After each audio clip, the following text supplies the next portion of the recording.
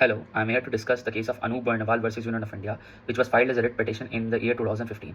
While this case was pending before the Supreme Court, an interesting thing happened in our Indian political system, which shook the minds of the judges of this who were judging this case, and that was the appointment of Arun Goel as an Election Commissioner of India. This case was concerned with the appointment of Election Commissioner of India, and the same thing happened while this case was pending before the Supreme Court.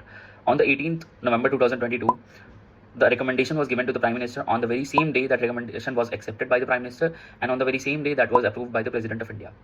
Interestingly, on that very same day, Arun Goel, who was serving as in another department in the government, he resigned on the very same day. Justice K.M. Joseph observed in this case that the incident which we discussed was very problematic in the sense that as soon as the case was listed before the Supreme Court for the hearing, the central government showed a very hurry for the appointment of Mr. Arun Goel as an Election Commissioner of India. Coming to this particular case, there were two other cases which were discussed in this particular case.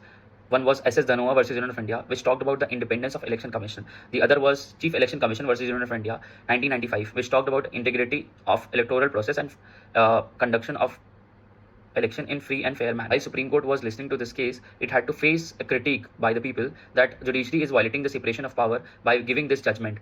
So to defend that, Supreme Court used the quote of Benjamin N. Cardzo and say that judges have right to legislate within the gaps, but one should remember that judge, even when he is free, is still not wholly free.